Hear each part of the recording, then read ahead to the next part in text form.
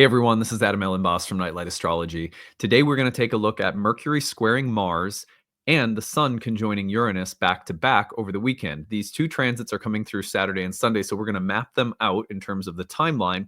And then I'm going to give you 5 things to watch for given the combination of these two transits happening basically at the same time. So that will be our goal for today. Tomorrow we'll do horoscopes on the Sun-Uranus conjunction for all 12 signs, reminding you of which house topics are being activated through the Sun's conjunction with Uranus, which is a pretty significant transit. So anyway, that's our agenda for today. Before we get into it, remember to like and subscribe.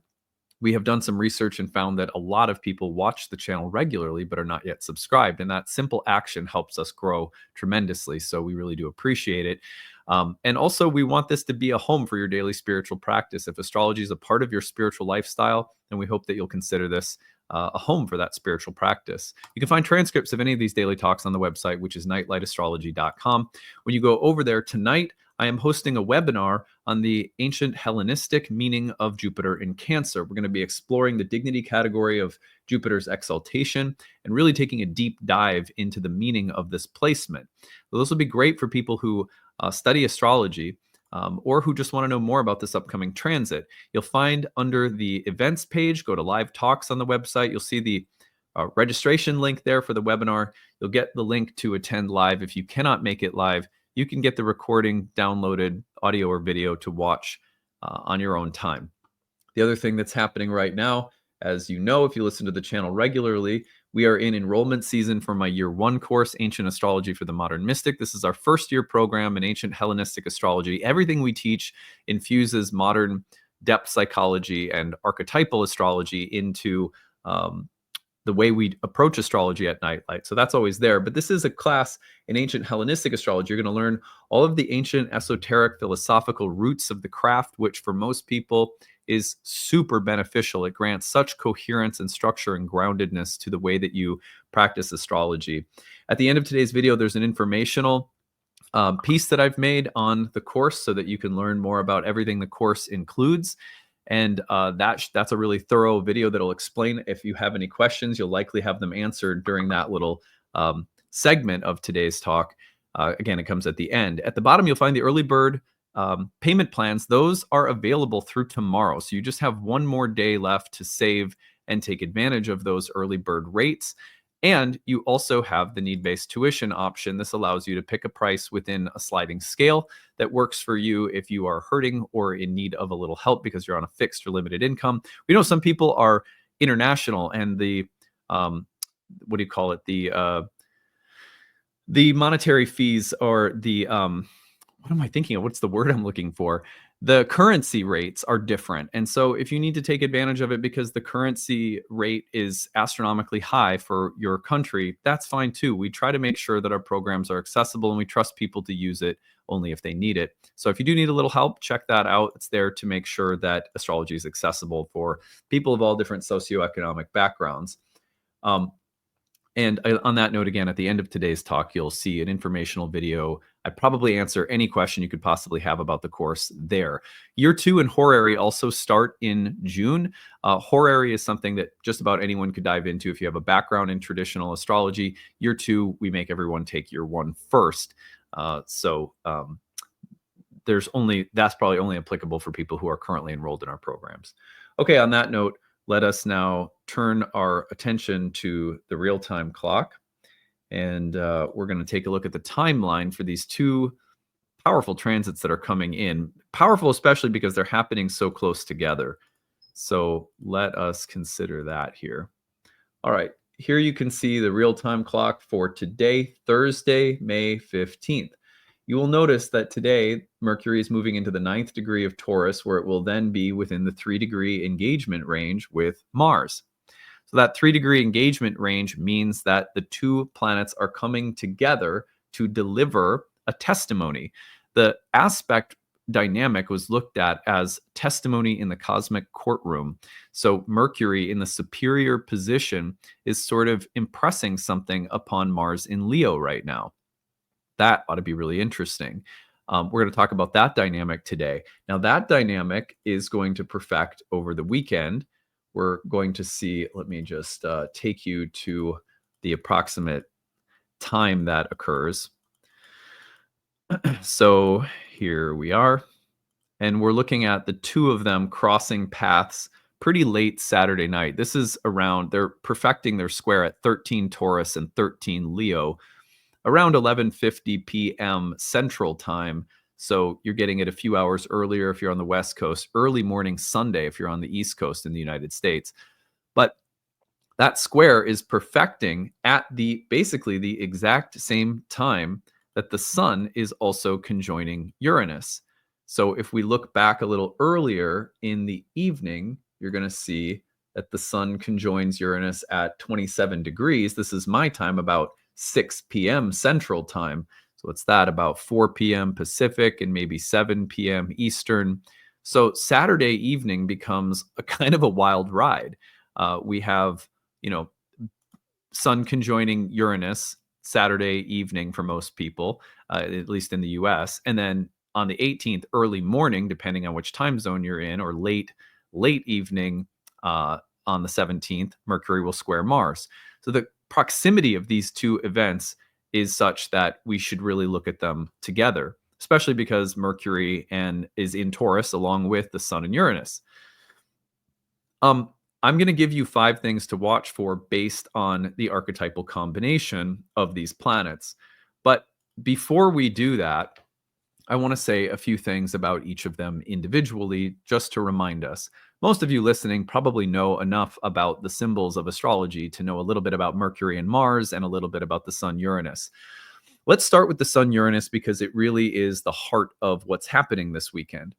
The Sun's conjunction with Uranus is a pretty brief transit, and it happens every year in the solar year. The Sun goes through the whole zodiac. At some point, it will conjoin Uranus. But it's kind of a once a year type of event in terms of like how regularly it occurs. Uranus will move along a little bit, so it's a year and change, but you get what I'm saying. The Sun's conjunction to Uranus may only last for a few days, but the combination of these two planets is really powerful. I think that the Sun and Uranus work together much more. There's a synergy between the two of them that's usually felt as pretty constructive. Like we would all describe, I think a lot of us would describe contacts between the Sun and Uranus, whether it's transiting Uranus to your natal Sun, or we're talking about, a 5-day window where the Sun and Uranus are conjoining on a mundane level in our birth chart somewhere. It's always going to pop with an angular house in your chart, but we would describe it as synergistic and as compared to, say, like the Sun and Pluto, right? Or Sun and Saturn. Even Sun and Neptune, to a certain extent, tend to be a little bit more problematic. The reason that this is that it works together so nicely is because there's a few things the planets share in common. The Sun was related to everything that is eternal, transcendental, archetypal, ideal, perfect. Like a triangle is somehow exists in the perfect realm of the mind of the universe. You guys have heard me talk about this many times before with the Sun. So the Sun holds up images of beauty, perfection, truth. Not surprisingly, the Sun rejoiced in the 9th house, the place where we pursue higher truth. The place where we learn the archetypes. The 9th house is the place of astrology. And so the Sun does really well when it comes to things that are ideal and that illuminate us from within. The Sun as the light of illumination. What is that illumination? Well, in the most basic sense, it is the understanding that we are eternal beings, the illumination of our spirit soul from within, of our higher self, some people call it. Now, pair that with Uranus. What do they have in common? Well, Uranus has this very Promethean energy to it. And when we think of Prometheus, we think about, the fella who stole the fire from the gods, right? So what is the fire from the gods? That is the archetypal. That is that which is illumined, higher, perfect, ideal. It's filled with truth, knowledge, wisdom, beauty. And so the stealing of that fire is embodied in the rebellious nature of Uranus to progress and innovate and break free of boundaries. In this world, what is the main boundary? Our mortality. So Uranus is a planet, in a way, like Prometheus, that steals the fire from the gods in the hope that the humans, having knowledge of the higher thoughts and minds of the mind of the universe can live forever. That's the hubris potentially. But on the other side, it's about the desire that we have to know and understand the mind of God and to locate that gnosis in our own being. And that impulse with Uranus matches very well with the sun, who is such a key player when it comes to understanding the spiritual purpose and direction of our lives. So when the two come together, there's this sense of emancipatory, kind of divine rebelliousness. I want to, even on a sort of little microcosmic level in little areas of our life. Some people will have this transit louder than others, right now, but it's about, how do I progress? How do I move forward? How do I evolve? How do I break out of stagnant patterns or habits or places where I'm stuck or maybe a little covered or ignorant, or, I'm sort of like half conscious, and the impulse to become more conscious, to break out of structures that are not serving my progress or enlightenment, can be really profound when these two planets come together. So I love this transit as a kind of like a deliverer of heat, light, progress, breakthrough, innovation, creativity, and inspiration. I see where I need to go, even if there's things I still have to do. I can clearly see what progress looks like. So never underestimate the sun Uranus. And again, when I see people in my natal practice over the years having Uranus transits to the sun in their birth chart, those periods are oftentimes accompanied by a complete redirection of life purpose or of interest or of passion or of motivation, and needing to be freer somehow or break through creatively is usually a hallmark of that transit. Not surprisingly, we will see a little miniature version of that in our lives with this quick moving transit. Of course, if you have it configured, like it's happening on my ascendant, within a degree or two. When it's configured in certain ways, you may notice that it's a little louder when it's hitting planets in your chart and so forth. If you're a fixed rising sign, we're going to do horoscopes tomorrow, but the fixed rising signs at the beginning of the week, we mentioned the angular houses that they're falling in, a little bit louder in those houses typically. So anyway, when we think about Mercury and Mars, on the other hand, their dynamism through squares, conjunctions, oppositions, even trines and sextiles can bring out some really positive significations. The two planets both had an affiliation with things like competition and sports and athletics and victory. I know it seems weird with Mercury, but Mercury is a planet that is associated with the intelligence and wit needed to win on the streets of life. It's like street smarts. There's a way in which you get what you need and you accomplish things because of your intelligence. And Mercury has this kind of quick-wittedness that is somewhat competitive, and we've ever, playful competitive banter. But not surprisingly, playful competitive sports were also associated with Mercury because of the back and forth nature of, say, like tennis or something like that. Pickleball is all the rage these days, right? So very mercurial. Now, Mars, also god of sports, athletics, competition, dominance, victory, aggression, hostility, conflict. When you put the two together, though, you will often get this very witty, smart, incisive, competitive energy that can accomplish things, and that will suddenly find motivation or excitement or inspiration. When you pair that next to the sun and Uranus, it's a pretty dynamic pairing that can represent the kinds of things we're going to look at here in a minute. The other thing to remember about these two planets is that in ancient astrology, both planets, especially when paired together, were often associated with particular skills or abilities that reflect the Mercury-Mars combination. For example, analytic thinking, science, alchemy, surgery, baking, cooking things. Any skill that pairs intelligence alongside of the heat and incisiveness of Mars, like surgery or science or math that needs incisive analytical dissecting of concepts and ideas. So the two together can be intellectually very powerful and analytical. So remembering all of that alongside of what we've just said about the sun and Uranus, now let's take a look at these 5 things to watch for, all of which reflect the combination of the two happening in such close proximity Saturday evening. Now, in terms of when you might expect to feel this, I should say something first. Today, right? Thursday, everything's within range. By Monday, everything's sort of getting out of range. So I'd say Thursday, to Monday, that would be today is May 15th. So spread this out to Monday, May 19th.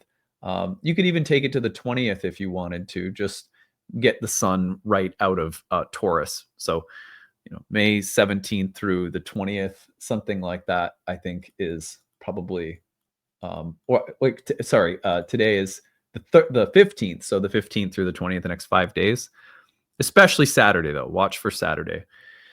Okay, so 5 things to watch for given this combination. Number 1 would be decisive plans and sudden actions.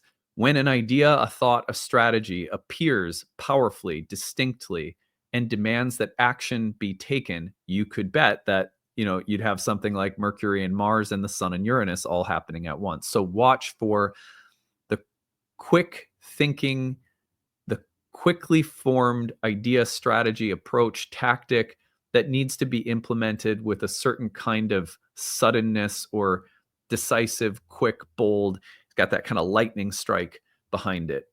Number 2 would be a surge of provocative, confident, rebellious energy. Now, Mercury, Mars paired together might give a little cockiness or arrogance or a little bit, maybe it's ambitious, but also a little too aggressive. So do be careful of that.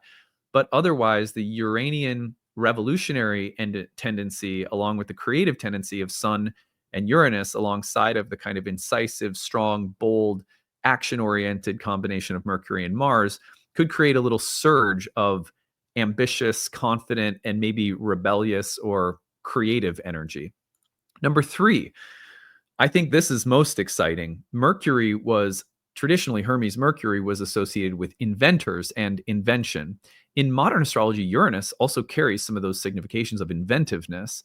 And so Mercury, Mars, Sun, Uranus, to me feels like, could we be having a breakthrough intellectually, or a breakthrough in our understanding, a light bulb moment, an epiphany, an aha, or a moment of innovation, a sudden surge of creativity that feels like, oh, look, a brand new idea, a brand new approach. I'm in receipt of some divine inspiration here in the form of inventiveness. So watch for that. It's like a Doc from Back to the Future always comes to my mind with like Uranus, like the fried out hair.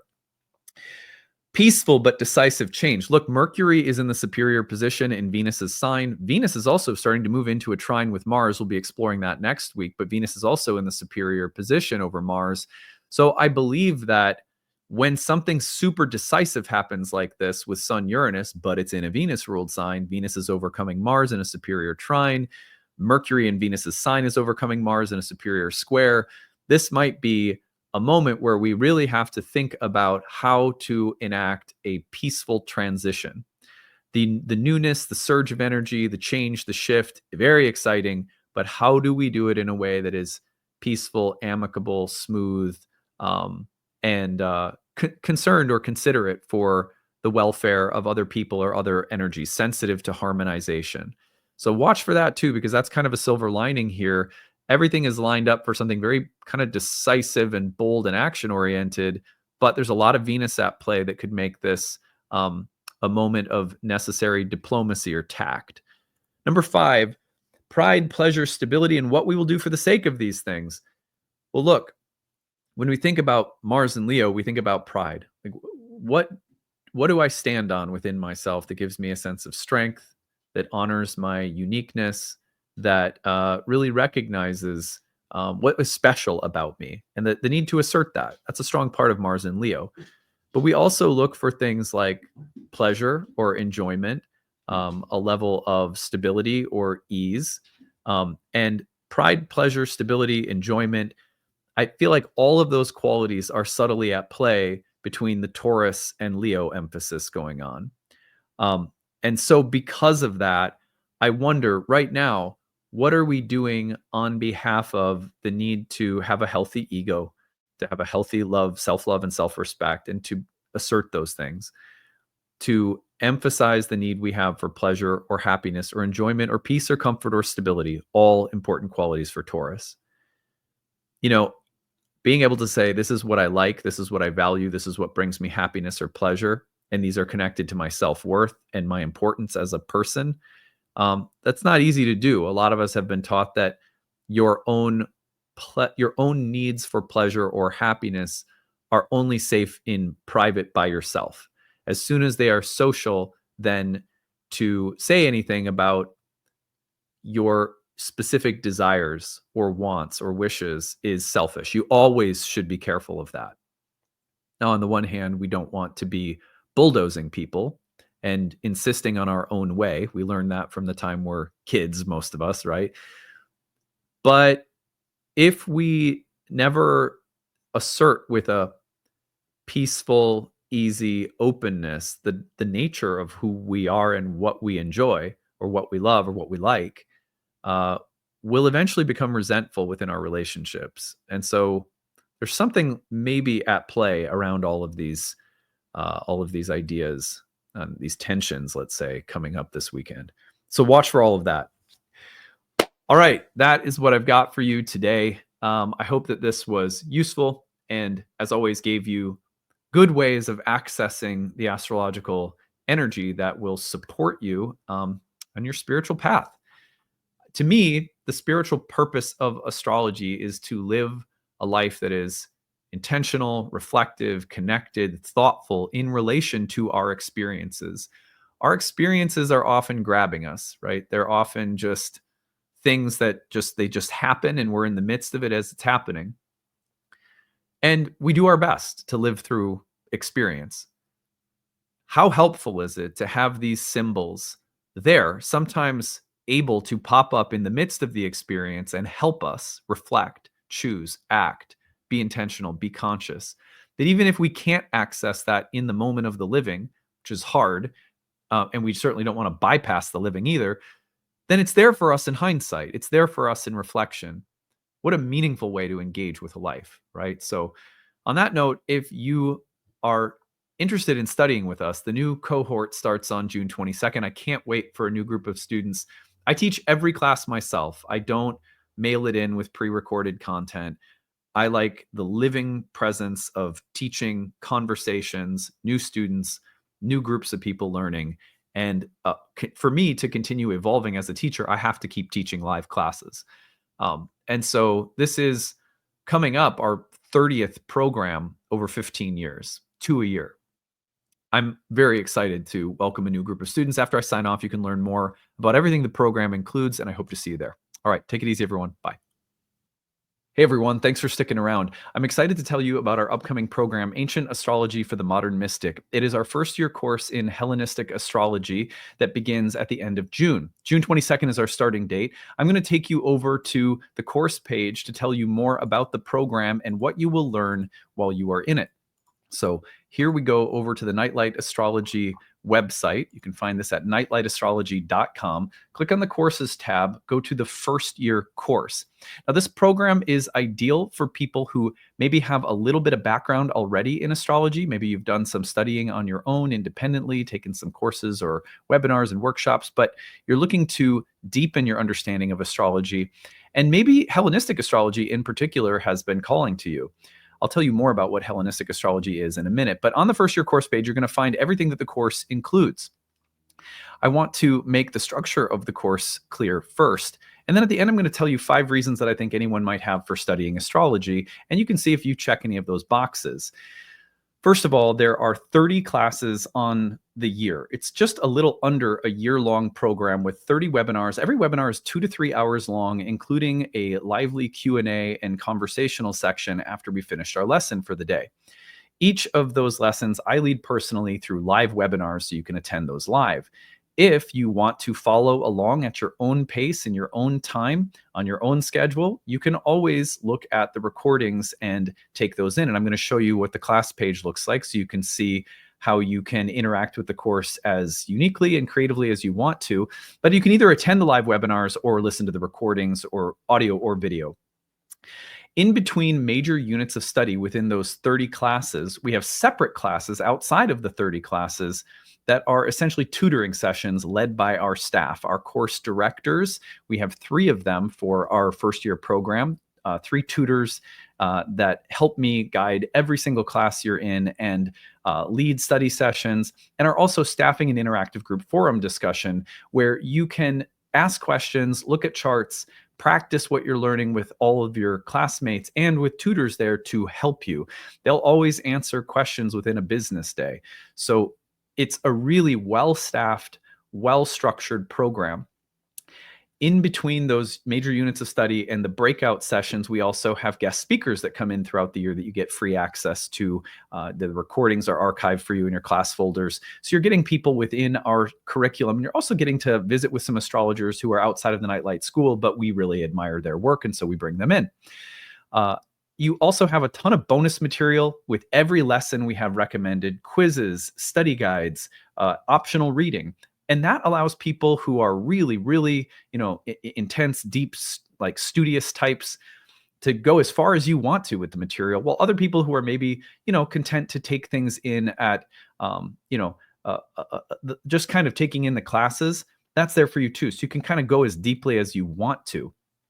The class, if as the year goes on, goes through major units of study in ancient Hellenistic astrology. So if you're not familiar with ancient Hellenistic astrology, this is the earliest form of horoscopic astrology. This is where the astrology that you've probably learned today comes from originally. And that makes some of its features unique. Like, for example, ancient astrologers utilized whole sign houses. We study why they used whole sign houses, how they used them, and we study the why behind really everything: houses, signs, planets, aspects, dignities, essential and accidental dignities, delineation approaches. How do you read and predict within a natal chart? All of those theoretical areas of astrology, we not only learn how to do, but we learn the why behind it. And this is what I think people find most empowering about the course, is that ancient astrology really helps to give you the rationale for everything so that you have the insight available to go off script. What I mean by that is, like, let's say you're learning about a sign, Aries or Taurus or a Gemini, something like that. Ancient astrology won't just give you a list of the adjectives or keywords or descriptions of, say, a sign or a planet.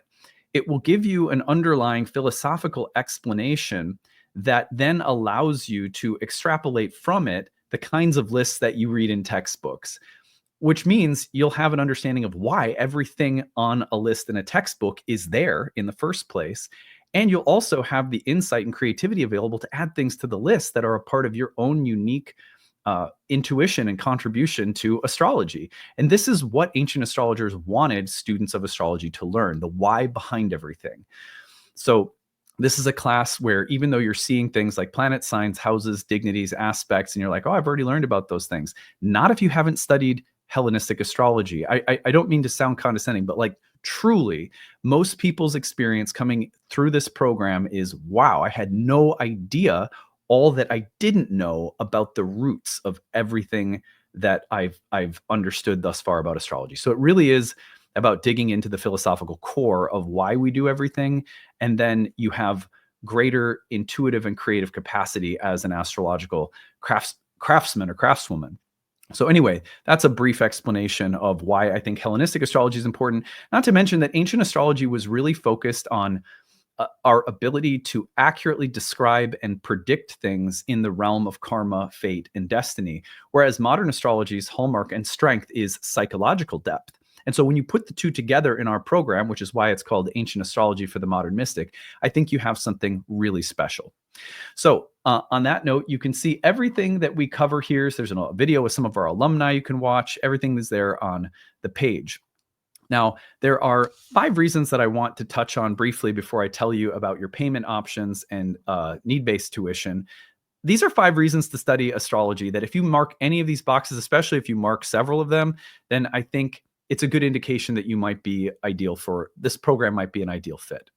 So the first one is, if you find that astrology has become a part of your daily, weekly, monthly, yearly spiritual practice, it is a part of how you lead an inner life, then there is nothing more empowering than deepening your connection to that language, because that puts you more in the driver's seat. It's always good to have astrologers that you rely on, teachers that you listen to, get a little objective perspective, especially when you're looking at your own chart through a reading.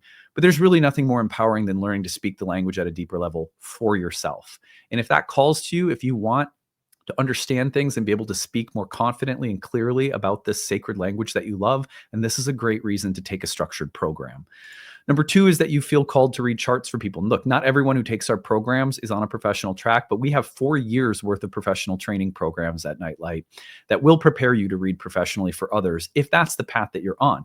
Maybe you don't even know if you're on that path. That's fine too. Many people take our programs just for the sake of their own personal enrichment. And again, to be kind of more in the driver's seat with respect to your astrological journey. You have more of an understanding. You can be more confident in reading symbols and experiencing transits with your own understanding that you've cultivated. But sometimes people want to read for other people. This will definitely set you up to do that. We have a certification track where you can take exams at the end of every year. They're optional. You don't have to if you're not on that level of interest. Number three, you have done a lot of self-study. You've heard things from here and there, but you're looking to bring it all together. It is overwhelming to study astrology on your own. So if you want organization, structure, and coherence, what you're getting in this program is going on 15 years of training astrologers, 15 years of developing curriculum that has in mind the overwhelm that many people experience. And this program is structured year 1, year 2, year 3, however far you want to go with our curriculum, to give you an organized, structured, coherent way of understanding the history and language of astrology from both ancient times to modern times in all of the vastness that the field includes. And also, as we go, we want to give you the confidence that you are a part now of an astrological lineage. Astrology has always been practitioner-based. Coming through Nightlight, you are going to have the opportunity to feel aligned with a lineage. If you like my work, if you feel aligned with the way I speak the language, then this might be a good reason to come study with us. Now, if you're seeking the why behind things, if you're like, yeah, that's interesting, I get it, I understand, but why? Why signs? What's the difference between a sign and a house? Why do they ever come up with a sign and a house? What's the distinction philosophically? Why does Mars represent this? Why does Mars in this sign represent that? If you are someone who feels empowered by understanding the why behind things, you are going to love this program, because that's how I am as a teacher. That's how I am as a person. And that's what this program is really all about. Number 5, you are looking for astrological community. Look, I think Nightlight is unique in terms of the kind of warmth, acceptance, safety, and inclusiveness that our community includes intellectually, spiritually. We are really pride ourselves on being a peaceful kind of family. I'm a Cancer, right? So it's kind of a family-oriented environment. So anyway, I will end it there. If you check any of those boxes, you may want to consider studying with us.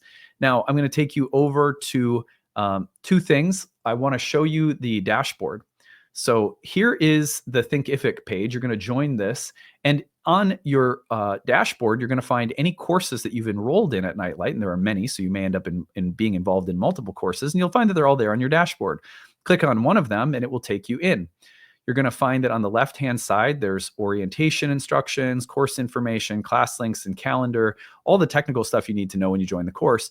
And then you're going to find that when you go through the lessons, that the lesson includes the video, the audio, the slides, the transcripts, the Q&A box text if you couldn't make it live and see what people were talking about, flashcards, homework, a bonus PDF with all sorts of additional recommended reading, bonus videos, additional video links for bonus material. So every single time that you want to visit something within the course, everything is nicely organized. So you can see here, I'm going to pause this before it starts going, but you can embed the video right there. It's embedded and you can watch it. And then if you wanted to, you could also, right here, you could also download the video and watch it on your own device. And that's same for the audio as well. And then as you go, you'll see all of the lessons are laid out. The study sessions are also recorded if you can't make those live. So everything is nicely arranged on the website for you. And that makes it a course that if you wanted to take 3 years to accomplish, you could take 3 years to accomplish. If you want to take it for the sake of getting certified, you have the full year plus an additional year to take the exam.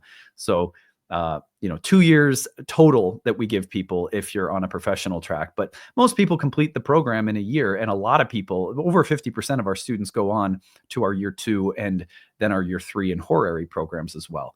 Now, final thing I'm going to show you is right here. You're going to find Here is the enrollment options at the bottom of the first year course page. Again, this is at nightlightastrology.com, and you're going to click on the first year course, go to the bottom. The early bird payment saves you several $100s off the cost of the course. That's available till May 15th.